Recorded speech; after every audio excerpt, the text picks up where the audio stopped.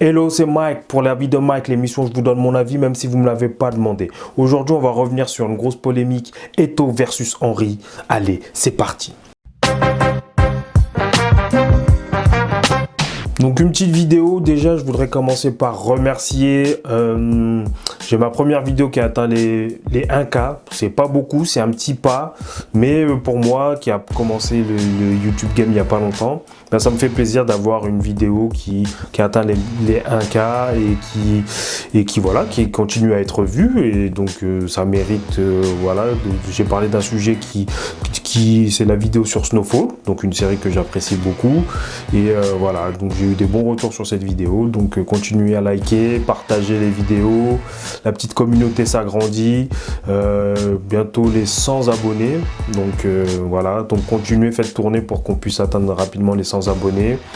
Et bientôt une nouvelle vidéo, donc la prochaine vidéo après celle-ci, ça sera sur Black Panther. Je pense que je vais aller le voir ce week-end. Donc je ferai mon retour d'ici là et je pense que ça sera une bonne vidéo aussi.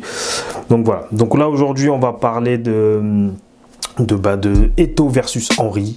Allez, c'est parti. Je vais vous donner mon petit avis sur ce petit clash qu'a lancé Eto'o. Donc on va partir sur le duel Eto'o versus Henry. Donc dans une déclaration, dans une interview, je ne sais plus pour qui, peu importe, Eto'o a déclaré qu'il préférait Anelka à Henry. Donc déjà sur cette partie-là, c'est son choix, c'est subjectif. Il préfère Anelka à Henry. Il pensait que voilà, il avait joué avec lui, avec Anelka quand il était au Real de Madrid. Il pense que Anelka était plus talentueux que Henry. Donc déjà on va s'arrêter sur ce point-là. Il dit qu'il est un avis subjectif. Et puis il a joué avec ces deux personnes-là à des âges et à des moments de leur carrière différents. Quand il a joué avec Anelka, Anelka il était tout jeune et il sortait d'Arsenal, il a fait une saison je crois à Arsenal. Il est parti au Real de Madrid, il était encore très très jeune. Donc, et justement, Henry a pris la place de Anelka à Arsenal après. Donc effectivement, peut-être qu'à ce moment-là, il n'avait pas joué avec Henry. Il avait joué qu'avec Anelka. Donc il ne peut pas comparer les deux à âge égal, au même moment. Donc lui, il a vu à ce moment-là. Et puis Henry, quand il est arrivé au Barça, c'est plutôt vers la fin de sa carrière. Et c'était au moins une dizaine d'années après. Donc déjà, comparer ça, c'est différent. Mais après, je peux comprendre, il y a des gens qui préfèrent Anelka. Peut-être que techniquement, il était un petit peu plus fort que Henry sur certains points. Donc voilà, ça s'entend. Donc sur ce point-là, il n'y a pas de souci. On connaît Eto'o, il aime bien donner son avis comme moi. Et il le crie haut et fort. Voilà. Donc ça, cette partie-là, voilà. Ensuite, il a dit que donc voilà, suite à ça, il a dit qu'il préférait plutôt donc Anelka et que lui il disait que Henry était fort, mais qu'il se trouvait plus fort que Henry. Donc voilà. Alors pour moi, donc il y a deux choses. Encore une fois, c'est son avis, son entend, mais maintenant j'ai vu que sur l'Insta, sur les réseaux, ça a fait débat. Donc il y a les pro Henry et les pro Eto'o. Donc c'est assez partagé, c'est assez divisé effectivement, et on pourrait croire que les Européens sont plus pro et les Français et les Antillais sont plus pro Henry et ceux d'origine africaine seront plus pro Eto'o. Or non, c'est pas forcément le cas. Avec tout le respect qu'on doit à Eto'o, même beaucoup de compatriotes camerounais que j'ai pu voir ou des Africains pensent que, même s'ils pensent que Eto'o est fort, hein, ça remet pas en cause son talent, ils pensent que Henry était plus fort. Donc déjà on va analyser cette partie-là. Donc moi déjà, je vais vous dire mon avis sans rentrer dans les détails. Eto'o en 9 était plus fort. Est un numéro 9 plus fort que Henry parce que c'était un pur 9. Mais si je prends le joueur, je pense que Henry était un meilleur joueur plus complet. Mais on verra ça après, je rentrerai dans les détails après. Donc là, pour l'instant, on va parler en termes de statistiques pures. Donc si on prend les statistiques pures, alors on va regarder en club. Si je prends les matchs en club, donc Eto'o a joué 762 matchs en club et il a marqué 370 buts. Henry a joué 794 matchs en club et a marqué 380 buts. 360 buts, pardon, c'est moi qui dis des bêtises. Henry a marqué 360 buts pour 794 matchs. Donc si on parle de buteur, pur, effectivement, le ratio but-match, Eto'o est plus fort. Mais on va nuancer ça par plusieurs choses. Première chose, Henry, il n'a pas joué neuf toute sa carrière, contrairement à Eto'o. Henry, il a joué longtemps à Arsenal, à Monaco quand il a commencé. Il jouait sur le côté parce qu'il y avait Trezeguet dans l'axe. Donc il jouait sur le côté, il jouait ailier. Donc forcément ailier, même s'il marquait des buts, il marquait beaucoup moins de buts que l'attaquant de pointe. Voilà. Donc ça, c'est une première chose. Ensuite, on va prendre équipe par équipe. Alors que Eto'o a été constant sur son poste. Henry, ensuite, il est parti à la Juventus. À la Juventus, il jouait milieu. Donc les matchs qu'il a joué à la Juventus, forcément, il pouvait moins marquer de buts, même si ça n'empêche pas qu'il y a des milieux buteurs. Mais forcément, il jouait presque milieu défensif. Donc Henry ne pouvait pas marquer de buts à cette poste-là. Ensuite, c'est seulement quand il arrive à Arsenal que Wenger le repositionne dans l'axe. Donc voilà. Donc ça, c'est quelque chose qui a à prendre en compte. Et ensuite, si on continue sa carrière, donc toutes ces saisons à Arsenal, je crois qu'il a fait 8 ou 9 saisons à Arsenal, là, il était attaquant. Et c'est là qu'il a été le plus prolifique. Ensuite, quand il a fait ses 3 saisons en Barcelone, ou 2 saisons et demie, je ne sais plus combien, 2 saisons et demie, 3 saisons, eh ben, on l'a remis sur le côté. Malgré ça, il marquait sa vingtaine de buts, mais forcément de constater que, ben oui, quand tu es ailier, tu es moins devant les buts, tu es moins dans la surface de réparation. C'est plus toi qui vas distiller les ballons. Donc pour ça que je disais tout à l'heure que Henry est un joueur un petit peu plus complet. Il est capable de jouer sur l'axe comme sur le côté. Et je pourrais même dire sur le milieu. Maintenant, on va prendre donc ça, les buts. Ça m'a permis de nuancer sur le fait qu'effectivement, Eto'o a joué plus, a marqué plus de buts par rapport au ratio but par match et plus important. Parce que d'abord, ça a été essentiellement un avant-centre qu'on a placé en tant que tel. Alors que Henry, non, si on prend sa proportion, il y aura quand même une bonne partie sur 794 matchs où il a joué ailier. Donc ça, c'est une chose à prendre en compte. Ensuite, qu'est-ce qu'il y a d'autre ? Il y a le nombre de passes décisives. Donc si on regarde bien, il y a 130 passes décisives pour Eto'o, donc 209 pour Henry, presque le double de passes décisives. Ce qui va compléter mon deuxième argument pour dire que Henry est un meilleur joueur. Henry participait plus au jeu et donnait donc plus de passes décisives. Donc il pouvait être buteur et passeur. À la fois parce qu'il était ailier, quand tu es ailier, tu fais des centres pour le centre, mais aussi parce qu'il participait au jeu. Il redescendait, il pouvait revenir redescendre, il participait à la construction du jeu. Ce que ne faisait moins Eto'o, qui était un pur neuf, qui restait bien en pointe. Donc ce qui fait que pour moi, Henry est un joueur un peu plus complet, un peu plus technique. Il avait la technique, il avait la vitesse, il avait la vélocité, et puis il avait le sens du but avec son fameux plat du pied. Ce qui n'enlève rien à Eto'o. Eto'o a mis quand même 130 passes décisives. Mais voilà, donc si tu contrôles le nombre de fois où ils ont été décisifs, si tu fais 130 plus 370 pour Eto'o, ça fait 500. 500, soit il a marqué, soit il a fait la passe décisive. Et si tu prends pour Henry, tu comptes, ça fait 200, ça fait 569. Donc en termes voilà, il a été un petit peu plus décisif. Si tu additionnes les buts plus les passes décisives, Henry a été un petit peu plus décisif parce qu'il participait plus au jeu, parce qu'il faisait plus de passes décisives. Donc pour moi, Eto'o est un vrai neuf, est un super neuf. J'ai kiffé les deux jouer en neuf. Mais en termes en club, mais je trouve qu'Henry était plus complet. Henry était capable de porter une équipe à lui tout seul parce qu'il participait au jeu, il créait les jeux et il les finissait. Alors que Eto'o était vraiment un finisseur. Donc voilà.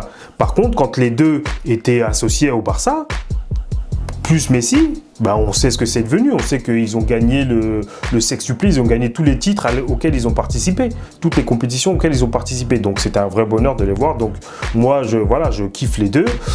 Eto'o a le droit de penser qu'il a été meilleur parce que si tu prends statistiquement, il a marqué plus de buts. Mais pour moi, c'est un meilleur neuf, mais c'est pas un meilleur joueur. Donc il y a une petite nuance qui fait que Henry sera un meilleur joueur pour moi et Eto'o sera un meilleur neuf parce qu'il sera capable de rester vraiment d'occuper la surface. Mais voilà, pour moi Henry est un joueur plus complet parce qu'il est capable de te faire la passe décisive, de participer au jeu et de te marquer les buts. Il est capable de te prendre la profondeur que comme de dribbler toute l'équipe. Donc voilà, pour moi, je pense, voilà, en étant, même si moi j'ai une préférence de toute façon pour Henry, parce que voilà, je l'ai suivi parce que c'est le français, mais j'ai toujours adoré Eto'o. Pour moi, c'est un des meilleurs joueurs, meilleurs attaquants de son époque, de sa génération. Il l'a prouvé avec le Barça, il l'a prouvé avec l'Inter de Milan, donc il n'y a pas de souci. C'est deux grands joueurs. Donc ça ne se remet pas en compte. Ensuite, si on prend les équipes nationales, donc Eto'o a marqué un petit peu plus de buts avec son équipe nationale et a joué un petit peu moins de matchs. Donc voilà, en termes de trophées, bah, là aussi il y a une différence. En termes de trophées, je crois que Henry a été soulier d'or, qu'il a été 2 ou 3 fois dans les 5 premiers du Ballon d'Or, il a été même dans le trio de tête, il a été même deuxième. Pour moi, où une année il l'aurait mérité clairement. Donc oui, quand même, en termes de carrière individuelle, on a plus remarqué quand même Henry parce qu'il a porté Arsenal, je vais prendre l'exemple en 2006 où il a ramené Arsenal jusqu'en finale de la Ligue des Champions, il a éliminé à lui tout seul le Real de Madrid. Donc Eto'o a été un grand attaquant, mais on va pas dire qu'il a porté le Barça à lui tout seul, même s'il était là pour finir les buts, mais on va se souvenir aussi de tous ses coéquipiers. Et dans un championnat, il a peut-être gagné plus de Ligue des Champions que Henry, mais il avait une équipe un petit peu plus faible dans un championnat un peu plus difficile. On va dire que quand tu es dans le Big Four, quand tu es en Angleterre à l'époque, où tu avais Manchester United qui était fort, où tu avais Chelsea, où tu avais Liverpool, voilà. Alors qu'en Espagne, bon, bah, tu avais Madrid. Voilà, et puis c'est tout, ça s'arrête là. Bon, je caricature un petit peu, mais voilà. Donc voilà, et puis Henry a été soulier d'or européen. Donc non seulement il a été meilleur buteur du championnat, mais meilleur buteur d'Europe. Donc c'est quand même pas rien. Et sur les équipes nationales, bon bah après là c'est la différence des équipes nationales. Hein. Là, les deux sont meilleurs buteurs de leur équipe nationale. Je pense que le record d'Henry va vite sauter. Mais voilà, au jour d'aujourd'hui, il a été meilleur buteur de l'équipe nationale de France.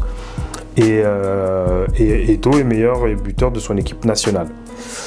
Donc voilà, ils ont des carrières, voilà, des stats presque similaires. Donc un petit avantage en nombre de buts pour Eto'o, mais si on lit les stats, si on arrive à lire les stats un petit peu, et ben on va considérer que Henry est un joueur un petit peu plus complet, même si quand on l'a vu jouer, on voit que voilà, ses buts, des fois en dehors de la surface, à l'intérieur de la surface, en dribblant, en tirant de loin, en tirant de près, etc. Eto'o donc a plus de buts dans la surface, mais peut-être est plus complet en attaquant parce qu'il mettait des buts de la tête par exemple, que Henry mettait moins de buts de la tête par exemple. Donc voilà, si on parle d'attaquant pur, je pense qu'Eto'o était, de numéro 9 pur, je pense qu'Eto'o était supérieur. Si on parle de joueur, je pense qu'Henry était un meilleur joueur, un petit peu plus technique, un peu plus complet, un peu plus rapide. Et donc voilà, avec aussi, ce qui est important, c'est l'intelligence de jeu.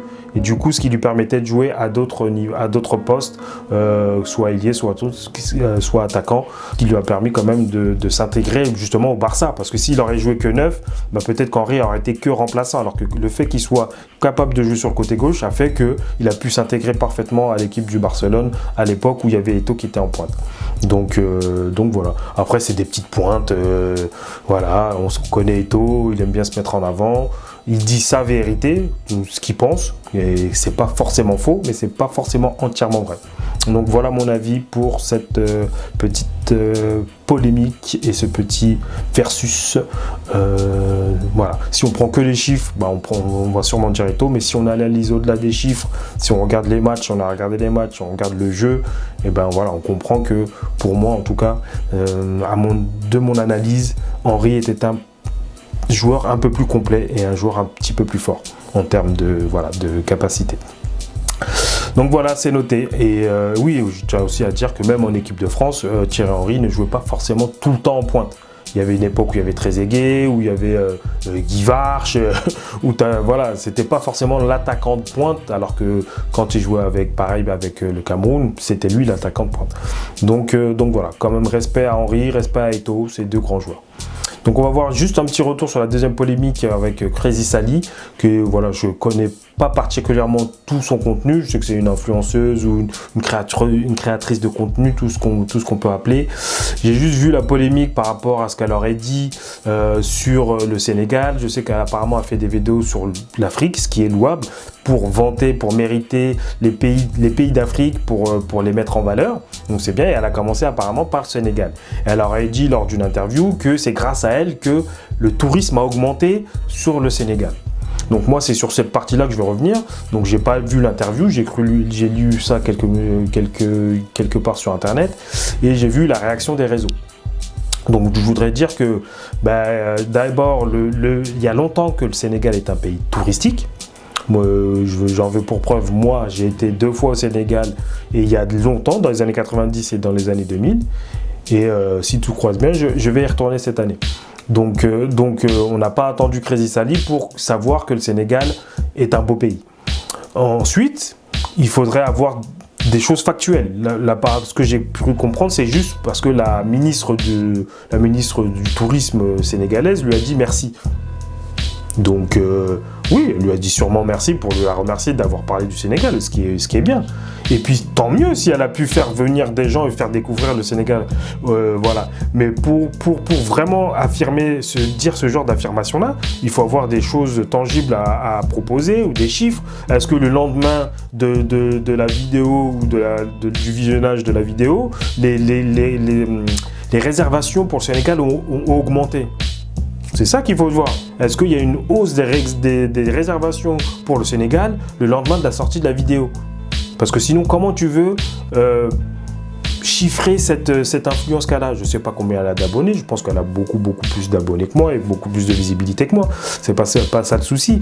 Mais pour dire ça, il faut vraiment avoir des preuves tangibles. Se dire ça. Après, bien sûr, je pense qu'elle a donné une petite lumière. C'est pas pour rien qu'on les appelle des influenceurs. Mais de là à dire que grâce à elle, le tourisme au Sénégal a augmenté, voilà, c'était juste mon petit point. Voilà, il faut aussi garder les pieds sur terre. Vas-y, ça fait plaisir aussi de se faire un petit peu mousser. Hein. T'as vu, moi j'ai 1000 vues. J'espère que dans les 1000 vues sur ma vidéo de Snowfall, peut-être que 1000 personnes ont pu s'intéresser à Snowfall et grâce à moi, 1000 personnes ont été voir Snowfall. Non, je crois pas. La plupart des gens ont vu Snowfall et ont juste fait une analyse, voilà, ont partagé ou pas mon avis sur cette série. Mais voilà, donc gardons raison et parlons de choses factuelles. Après, elle peut donner son avis, voilà, c'est ça. Mais après, son travail, je félicite son travail sur la lumière d'Afrique et de mettre la lumière sur l'Afrique. Moi-même, j'irai au Sénégal. Je dis pas que je ferai quand même, mais je ferai peut-être un petit vlog si je suis bien équipé pour vous montrer aussi mon petit périple, m'ont donné mon avis. Parce qu'en fait, je veux faire un avis. Moi, j'ai été il y a presque 20 ans au Sénégal. Donc, je sais que ça a beaucoup changé, ça a beaucoup évolué. Et ça me permettra de vous donner mon avis sur justement l'évolution, sur le changement du Sénégal, sur Dakar, etc., sur ce que j'ai vu. Et puis voilà, quoi. Peut-être ça vous fera partager aussi des choses à mon humble niveau, avec ma presque centaine d'abonnés. Donc, voilà. Ça sera un plaisir, peut-être que je vous partagerai ça, tiens, c'est une bonne idée. Voilà, sur ce, je vous laisse, je vous souhaite une bonne journée, à plus, ciao.